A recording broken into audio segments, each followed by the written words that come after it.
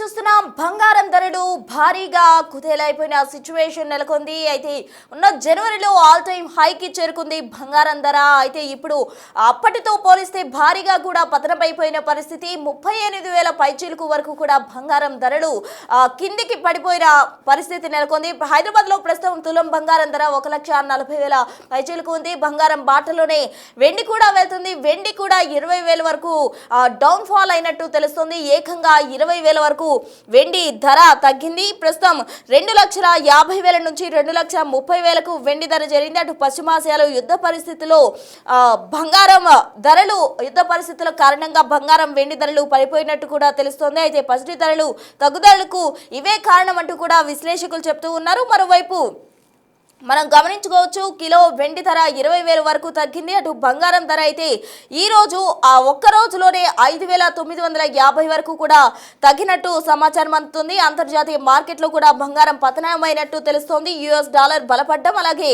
Crude oil ధరలు పెరగడమే ఇందుకు ప్రధాన కారణంగా కూడా చెప్తూ ఉన్నారు. మొత్తంగా పశ్చిమ ఆసియాలో యుద్ధ పరిస్థితులు బంగారం వెండిపై కూడా ఎఫెక్ట్ చూపించాయనే చెప్పాలి. దీనికి సంబంధించి బిగ్ టీవీతో మాట్లాడేందుకు జీవి గారు, అంటే గోల్డ్ ఎక్స్పర్ట్ జీవి గారు సిద్ధంగా ఉన్నారు. వారిని అడిగి అసలు ఈ బంగారం ధరలు ఇంకా మున్ముందు హైకి వెళ్తాయా, లేకపోతే ఈ పతనం ఇలాగే కంటిన్యూ అవుతుందా, ఎలా ఉండబోతుంది అన్న వివరాలు అడిగి తెలుసుకుందాం. నమస్తే అండి జీవి గారు.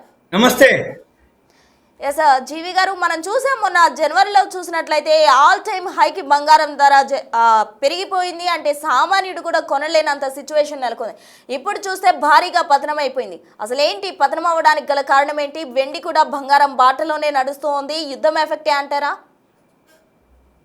ఓకే, 5,626.80 డాలర్లకు పోయింది ఆల్ టైమ్ హై ఈ మధ్య. మళ్ళీ ఇప్పుడు 4,400 దగ్గర ఉంది. 43.71లో లైవ్ నడుస్తుంది.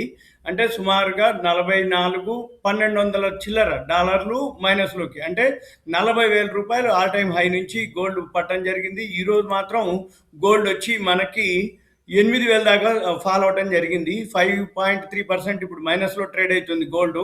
8,000 సుమారుగా. సిల్వర్ వచ్చేసి 15,000 మైనస్లో ఉంది. ఒక టైంలో లోయర్ సర్క్యూట్ కూడా రావడం జరిగింది 6% వరకు. అయిన తర్వాత ఇప్పుడు వరల్డ్ మార్కెట్లో ఏదైతే గోల్డ్కు సంబంధించి కాదు, మెయిన్ అంతర్జాతీయంగా ఏదైతే ఈ హర్ముద్ జల్సంధి ఏదైతే ఉందో దాన్ని ఓపెన్ చేయాలని చెప్పేసి ట్రంప్ ఒక అనౌన్స్మెంట్ చేయడం జరిగింది. దాన్ని అల్టిమేటం ఇవ్వడం జరిగింది ఇరాన్ వాళ్ళకి. అది రేపు ఉదయం వరకు టైం ఉంది.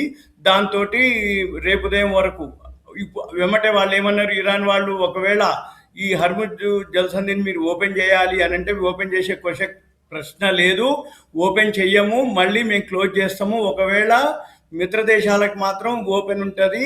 ఈ ఇజ్రాయిల్, అమెరికాకి సంబంధించిన మిత్ర దేశాల నౌకలు కనుక దాటాలి అంటే ఒక్కొక్క నౌకకి 18 కోట్లు మేము ఛార్జ్ చేస్తామని కూడా అనౌన్స్ చేయడం జరిగింది. దీంతో ఈ ఇప్పుడు ప్రజెంట్ పరిస్థితి ఏదైతే ఉందో రేపు ఉదయం వరకు తెలియదు. కానీ వరల్డ్ మార్కెట్లు అన్నీ కూడా ఏవైతే ఉన్నాయో ఫాలో అవటం జరిగింది. దాంతో మన మార్కెట్లు కూడా ఫాలో అవటం జరిగింది. దాంతో గోల్డ్, సిల్వర్ ఇంకా బాగా ఫాలో అవుతుంది. ఫాలో అయ్యే అవకాశాలే కనపడుతున్నాయి.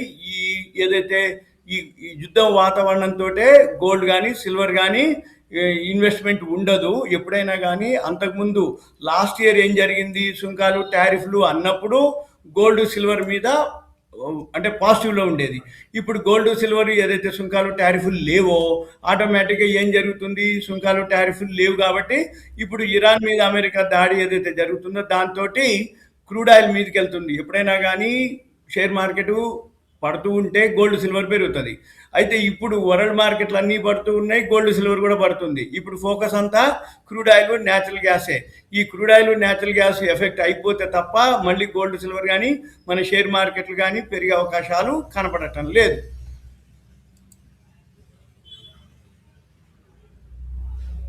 ఎక్కువగా కనిపిస్తున్నాయి. మొన్నటి వరకు కూడా యుద్ధం ఆగిపోయే సిచ్యువేషన్స్ నెలకొన్నాయి. అటు అంతా ఐక్యరాజ్య సమితి కూడా మాట్లాడుతుంది అని చెప్పినప్పటికీ ఇప్పుడు ఇరాన్, ఇజ్రాయెల్ రెండు కూడా దాడులు, ప్రతిదాడులతోటి మొత్తంగా అవి ముందుకెళ్తూ ఉన్నాయి. మరి ఇప్పుడు గోల్డ్, ఎవరైతే చాలా మంది కూడా గోల్డ్ మీద ఎక్కువగా ఇన్వెస్ట్ చేశారు లోహాల్లో, మనం అనుకున్నాం కూడా, గతంలో కూడా చాలా మంది రేట్స్ తగ్గిపోతున్న క్రమంలో గోల్డ్ పై, ఇతర లోహాలపై ఇన్వెస్ట్ చేయడం జరిగింది. ఇప్పుడు ఇటువంటి సిచ్యువేషన్లో గోల్డ్ అండ్ ఇతర లోహాలపై ఇన్వెస్ట్ చేయడం కరెక్ట్ అంటారా, కాదంటారా?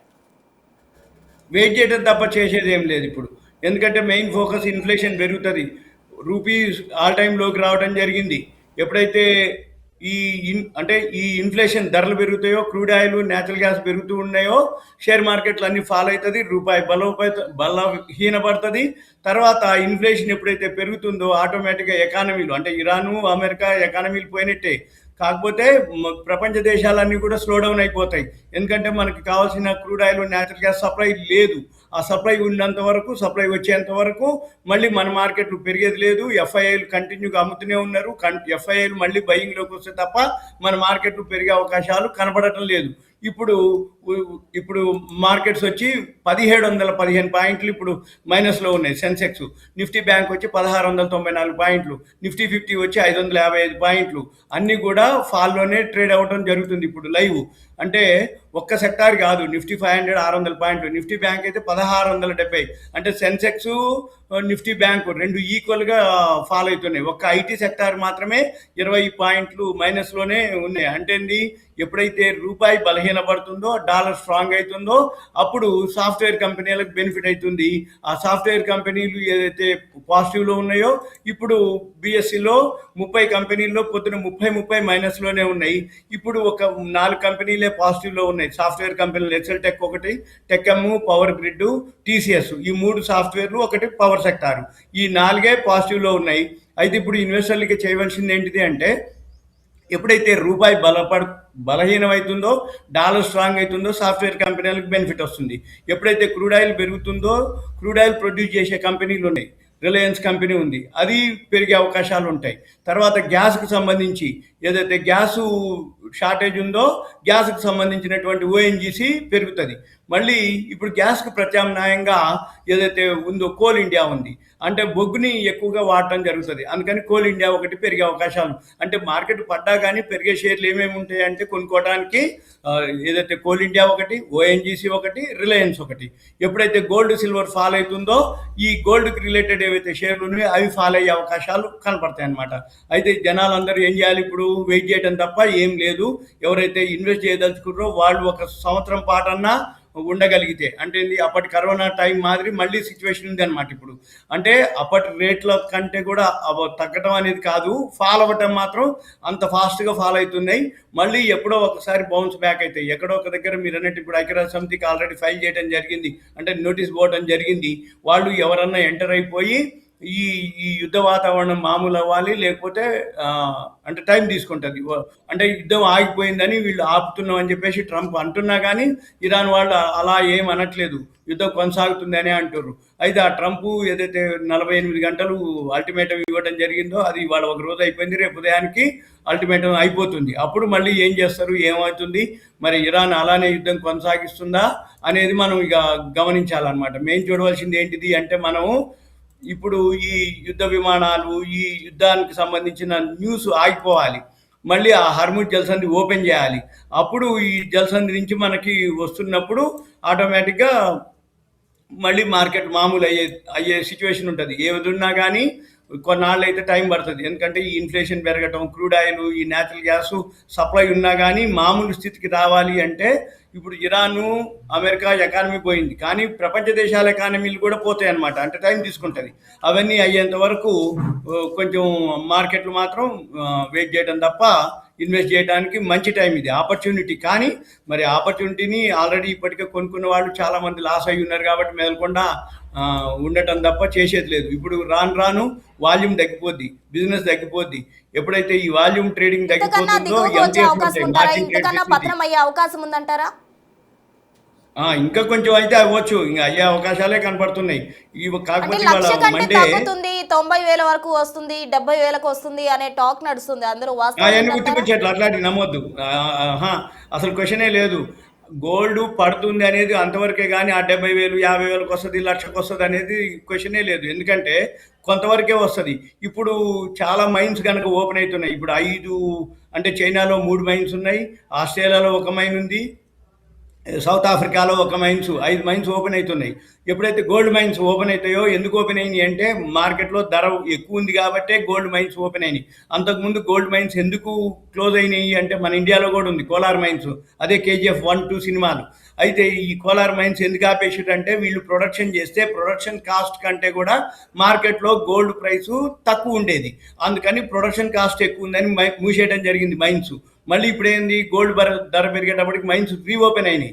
ఈ మైన్స్ రీఓపెన్ అయిన ప్రొడక్షన్ కాస్ట్ కంటే మార్కెట్లో ధర తగ్గే అవకాశాలు ఉండవు. ఎందుకంటే మార్కెట్లో కనుక ధర తగ్గితే ప్రొడక్షన్ ఆపేస్తారు. ప్రొడక్షన్ ఆపేస్తే మార్కెట్లో మళ్ళీ ధర పెరుగుతుంది. ధర పెరిగిందంటే ప్రొడక్షన్ పెంచుతారు. ప్రొడక్షన్ పెంచారు అనగానే మళ్ళీ మార్కెట్లో ధర తగ్గుతుంది. సప్లై, డిమాండ్, యూసేజ్, ఇన్వెంటరీస్ అంటారు, నిల్వలు.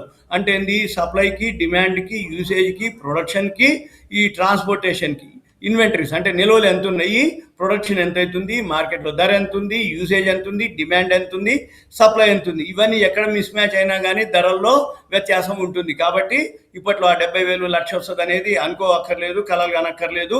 ఒకవేళ ఏదైనా ఉంటే గోల్డ్ వస్తే ఇప్పుడు 1,36,000 అట్లా ట్రేడ్ అవుతుంది, 1,40,000 అట్లా. కాకపోతే మార్కెట్లో డిస్కౌంట్లో ట్రేడ్ అవుతున్నాయి. అంటే ఇప్పుడు తగ్గుతుందని మనకు తెలిస్తే ఆల్రెడీ శనివారం నాడు ఇప్పుడు 1,500, 2,000 రూపాయలు తులానికి తగ్గించడం జరిగింది. సిల్వర్ అయితే 3,000 మైనస్ చేసిర్రు. మళ్ళీ ఈ రోజు కూడా వాళ్ళు మైనస్లోనే అమ్ముతారు. అంటే ప్రీమియం, డిస్కౌంట్ అంటే రెండు ఉంటాయి. ప్రీమియం అంటే ఏంది, జనవరి 29వ తారీఖు ఆల్ టైమ్ హైక్ పోయింది. ఆ టైంలో ఏం జరిగింది, ఎవరైతే కొనుక్కుంటామనంటే మొత్తం మనం పైసలు కట్టాలి, 2-3 రోజుల తర్వాత, వారం రోజుల తర్వాత డెలివరీ ఇస్తామని ప్రీమియం అంటే ఎక్కువ రేటుతో అమ్మడం జరిగింది. ఇప్పుడు డిస్కౌంట్ అంటారు. డిస్కౌంట్ అంటే మార్కెట్లో ఉన్న ప్రైస్ కంటే తక్కువకే మనకి అమ్ముతారు. తక్కువకి ఎందుకు అమ్ముతారు అంటే ఎట్లాగూ తగ్గుతుందని నీకు తెలుసు, అతనికి తెలుసు. కొనేవాళ్ళు తక్కువ అవుతుందని కొనరు, అమ్మేవాళ్ళు డిస్కౌంట్కి ఇస్తాము కొనుక్కోండి అంటారు. అంటే బిజినెస్ జరిగే అవకాశాలు లేవు.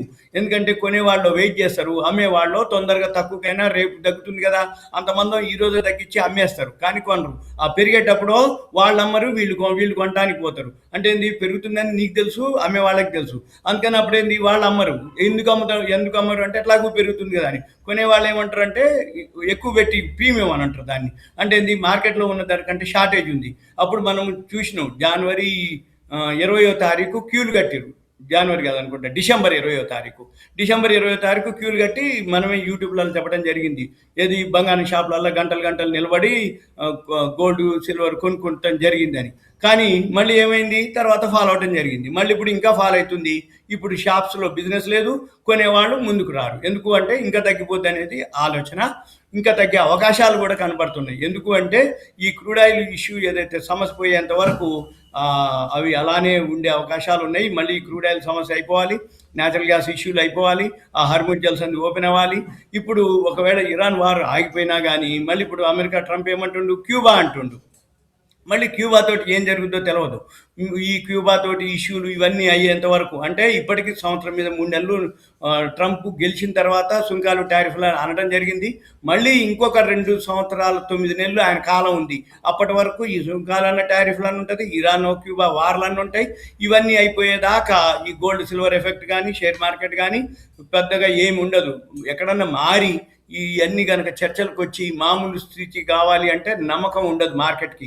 ఎందుకంటే ఎప్పుడైనా కానీ ఇప్పుడు సంవత్సరం నుంచి 3 నెలలు చూస్తుండు. మళ్ళీ ట్రంప్ ఏ రోజు ఏం చెప్తాడో తెలియదు, ఏం జరుగుతుందో తెలియదు, ఏ దేశం మీద ఏమవుతుందో తెలియదు. కాబట్టి అవన్నీ అయ్యేంత వరకు, మార్కెట్ సర్దుమనిగేంత వరకు, స్థిరంగా ఏర్పడేంత వరకు షేర్ మార్కెట్ ఫాలే, గోల్డ్, సిల్వర్ ఫాలే. ఈ క్రూడ్ ఆయిల్ ఇప్పుడు ఇరాన్ వాళ్ళు ఏమంటారు, ఒకవేళ ఈ హార్మోజ్ జల్సంది కానీ ఇవన్నీ జరిగితే $180 రీచ్ అయ్యే అవకాశం ఉంది అని అంటారు. అప్పుడు కనుక అంటే ఇప్పటికే ఇంతుంటేనే ఇంతుంది, ఇంకా ఏమాత్రం డాలర్ కనుక అది కనుక పెరిగితే, ఏది క్రూడ్ ఆయిల్ కనుక పెరిగితే అప్పుడు ఇంకా సిచ్యువేషను, ఇంకా ఇన్ఫ్లేషన్ పెరుగుతుంది. ఎప్పుడైతే ఇన్ఫ్లేషన్ పెరుగుతుందో ఆటోమేటిక్గా ఇంకా అనమాట. అదొకటి. రెండోది మార్కెట్ మూడ్ ఇండెక్స్ అని ఒకటి ఉంటుంది. అది కరోనా తర్వాత మళ్ళీ ఇప్పుడు రావడం జరిగింది. ఎక్స్ట్రీమ్ ఫియర్ ఉంటుంది, గ్రీడ్, ఫియర్ 2 ఉంటుంది. ఈ ఫియర్ వేరు, ఎక్స్ట్రీమ్ ఫియర్ వేరు. అంటే ఎక్స్ట్రీమ్ ఫియర్ అంటే అతిగా భయపడటం మార్కెట్. ఈ అతిగా భయపడ్డప్పుడే ఆపర్చునిటీ అనమాట. అది 22.39లో ఉంది ఇప్పుడు.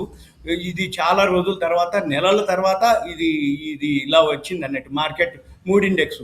ఆల్ టైమ్ హైపోయినప్పుడు మార్కెట్ ఎక్స్ట్రీమ్ గ్రీడ్లో ఉండేది. అంటే అత్యాశలో ఉంది అన్నట్టు. అప్పుడు అందరూ ఎవరైతే అమ్ముకొని పైసలు చేసుకున్నారో ఇప్పుడు మంచి ఆపర్చునిటీ కొనుక్కోవడానికి. ఇక మనం ఎంతసేపటికి చూసేది ఏం లేదు, ఇక వెయిట్ చేయడం తప్ప. ఎప్పటికప్పుడు ఈ ట్రంప్, ఇరాన్ ఏదైతే ఇష్యూ ఉందో అదే మెయిన్ ఇష్యూ మార్కెట్కి కానీ, గోల్డ్, సిల్వర్ కానీ, క్రూడ్ ఆయిల్కి కానీ. ఎప్పుడైతే ఈ క్రూడ్ ఆయిల్ కనుక మళ్ళీ పాజిటివ్లోకి, అంటే బిలో అంతకుముందు ఎప్పుడు $70-75 ట్రేడ్ అయ్యేటటువంటి ఈ కమోడిటీస్లో క్రూడ్ ఆయిల్ ఇప్పుడు $107 ఉంది, 0.1% పాజిటివ్లో ఉంది ఇప్పుడు నియర్లీ. అందుకని ఈ క్రూడ్ ఆయిల్ న్యాచురల్ గ్యాసు తగ్గి మళ్ళీ $70 వస్తే మార్కెట్లు మళ్ళీ ఒక స్థిరంగా ఉంటే మార్కెట్లు పెరిగే అవకాశాలు కనపడుతున్నాయి. ఇదంతా సెట్ అవ్వడానికి దాదాపు మీరు అన్నట్టు ఇంతకుముందు మీరు చెప్పడం జరిగింది 1 year వరకు కూడా ఇన్వెస్టర్స్ ఎవరైతే ఉన్నారో వాళ్ళు వెయిట్ చేస్తే మంచిది అన్నట్లు. అంటే ఇప్పుడు ఇందాక మనం అనుకున్నాము 1 లక్ష వరకు కూడా చేరుతుంది అనేది, అవేవి నమ్మొద్దు అంటూ కూడా మీరు చెప్తున్న క్రమంలో అంటే స్లైట్ డిఫరెన్స్ అనేది ఉంటుందా, అంతేనా? అవును, తగ్గితే కొనుక్కోవటమే. ఇప్పుడు ఇక బాటంకు రావు, జీరోలు కావు. ఏవైనా గోల్డ్ సిల్వర్లు జీరోలు అయ్యే క్వశ్చన్లు ఉండవు. బాటంకి వచ్చినప్పుడు, సపోర్ట్కి వచ్చినప్పుడు మనం చూసుకొని కొనుక్కోవాల్సిందే తప్ప ఇంతవరకు తగ్గుద్దా, ఇంతే తగ్గుద్దా, ఇంకా పెరగదా అనేది కాదు. ఎందుకంటే ఎప్పటికప్పుడు ఏ రోజు ఏం న్యూస్ వస్తుందో తెలియదు. ఇప్పుడు మార్కెట్లో 70,000 అంటారు, 1,00,000 అంటారు, తగ్గుద్దా అని అంటారు. అవన్నీ మనం కాదు. ఎందుకంటే వరల్డ్ మార్కెట్లో ఏదైతే ఉందో ఈ ఒక్క రోజే అంతకుముందు సిల్వర్ కానీ గోల్డ్ కానీ పెరిగినాయి. ఇలా ఏది తెల్లారగానే 20,000, 9 గంటలకే మార్కెట్లు ఓపెన్ అవ్వటం 20,000, 25,000, 30,000 పెరిగిన రోజులు ఉన్నాయి. సిల్వర్ గోల్డ్ కూడా 9,000, 8,000, 5,000 ఏది తులానికి. ఇప్పుడు కూడా అలానే ఫాల్ అవటం జరుగుతుంది. మనం ఎంతసేపటికి ఏం చేయాలి, ఈ ఫాల్ ఇవన్నీ ఎంతవరకు వస్తుందో చూసి టెక్నికల్గా చూసుకోవాలి. ఈ టెక్నికల్గా ఎవరైతే చూసుకోగలుగుతారో వాళ్ళు ఓకే. ఎందుకంటే బాటంకి వచ్చిన తర్వాత మళ్ళీ రివర్స్ అవుతుంది. ఆ రివర్స్ అవ్వటం అనేది ఏదైతే ఉందో ఇప్పుడు లేటెస్ట్ అనమాట. ఎప్పటికప్పుడు మన కరెంట్ అఫైర్స్ న్యూస్ తెలిసిపోతుంది. ట్రంప్ అక్కడ ఏం డిసైడ్ చేసినా, ఏం నిర్ణయం చేసినా, ఇరాన్ వాళ్ళు ఏం చెప్పినా విత్ ఇన్ మనకి మినిట్స్లో, సెకండ్స్లో మనకి ఇక్కడ ఇన్ఫర్మేషన్ వస్తుంది. కాబట్టి దాన్ని బట్టే మన మార్కెట్లో ఫాలో అవ్వటం కానీ పెరగటం కానీ, న్యూట్రల్గా ఉండటం కానీ, స్థిరంగా ఉండటం కానీ, పెరగటమా తగ్గటమా డిసైడ్ చేయడం కానీ అవన్నీ కూడా టెక్నికల్గా ఒక్కసారిగా బౌన్స్ బ్యాక్ అవుతాయి. ఇవన్నీ మాన్యువల్ జరగవు. అన్నీ కూడా ఇప్పుడు ఆర్టిఫిషియల్ ఇంటెలిజెన్స్ వచ్చింది, దాంతోటే జరుగుతాయి. లేదు అనుకుంటే ఆల్గో సాఫ్ట్వేర్ ఉంటుంది, ఆల్గోరిథము, దాంతోటే పనిచేస్తాయి. ఇప్పుడు మనం అన్నీ అనుకోకక్కర్లే. అక్కడ ఏదైతే డిసైడ్ అయిందో మార్కెట్ ఆటోమేటిక్గా సిస్టమే తీసేసుకుంటుంది. అంటే అక్కడ ప్రోగ్రామ్ రాసి ఉంటుంది. ఆ ప్రోగ్రామ్ రాసి ఏముంటుంది, మ్యూచువల్ ఫండ్స్ కానీ, హెచ్ఎన్ఐ హై నెట్వర్త్ ఇండివిజువల్స్ కానీ వాళ్ళు ఏం చేసేది లేదు, అబ్జర్వ్ చేయడం తప్ప, చూడటం తప్ప. ఎందుకు అంటే ఆ ప్రోగ్రాంలో ఏం జరుగుతుంది, ఏదైతే మార్కెట్ రివర్స్ కనుక అయ్యేది పెరిగేటట్టుంది అనగానే ఆటోమేటిక్గా సిస్టమే కొనటం మొదలు పెడుతుంది. పడేటట్టుందంటే ఇంకా పడుతూనే ఉంటుంది అది. అంతే తప్ప ఒకళ్ళు మాన్యువల్గా చేయటం కానీ, మాన్యువల్గా చూడటం కానీ, మాన్యువల్గా అనేది ఉండనే ఉండదు. ఇప్పుడు యుద్ధాలు కూడా ఏముండదు. ఒకప్పుడు మాదిరి సైనికులు పోయి డాలు కత్తులు బట్టి యుద్ధాలు లేవు. ఓన్లీ మిసైల్స్, డ్రోన్ల ద్వారానే యుద్ధాలు జరుగుతాయి. అంతే తప్ప వాళ్ళు ఎక్కడో ఉంటారు. ఇప్పుడు ట్రంప్ ఎక్కడో ఉండి ఆయన వైట్ హౌస్లోంచి అబ్జర్వ్ చేస్తూ ఉంటాడు. ఇరాన్ వాళ్ళు ఎక్కడో ఉంటారు, బంకర్లలో ఉండి వీళ్ళు అబ్జర్వ్ చేస్తూ ఉంటారు. కానీ యుద్ధాలు మాత్రం జరిగిపోతూనే ఉంటాయి, అవి నడుస్తూనే ఉంటాయి అనమాట. అంటే అడ్వాన్స్ అయిపోయింది. ఇప్పుడు ఏదైనా ఉంటే మిసైల్స్, డ్రోన్లతోటే యుద్ధాలు జరుగుతాయి తప్ప మనుషులు పోయి ఎదురుగా నిలబడి యుద్ధాలు చేసే రోజులు లేవు అనమాట. ఇది కూడా మార్కెట్ కూడా అంతే, మాన్యువల్గా తినేది లేదు. ఎంతసేపటికి పెరిగిందా గ్యాప్ అప్ అవుతుంది, పడిందా గ్యాప్ డౌన్ అవుతుంది.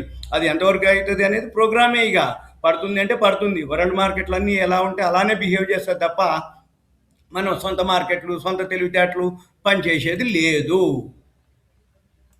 రైట్, థ్యాంక్ యూ జీవి గారు. సో మొత్తంగా ఇది అండి పరిస్థితి, ప్రజెంట్ సిచ్యువేషన్. యుద్ధం ఎఫెక్ట్ అనేది అటు గోల్డ్ అలాగే వెండి ప్రైసెస్ పై ఎక్కువగా కూడా ప్రభావం చూపింది. ప్రజెంట్ బంగారం ధర భారీగా కూడా పతనమైంది. ఒక రోజులోనే 5,930 రూపాయల వరకు కూడా బంగారం ధర పడిపోవడం జరిగింది. అటు వెండి కూడా అదే బాటలు నడుస్తుంది. 20,000 వరకు కూడా వెండి ధర పడిపోయిన సిచ్యువేషన్. సో ఎవరైనా కానీ ఇన్వెస్టర్స్ కావచ్చు, ఇతరత్ర ఎవరైనా కొనుగోలుదారులు కావచ్చు, లేకపోతే అమ్మకానికి చేయాలనుకున్న వాళ్ళు కావచ్చు, ఎవరైనా కూడా కొంచెం స్థిరత వచ్చే వరకు వెయిట్ చేస్తే మంచిది.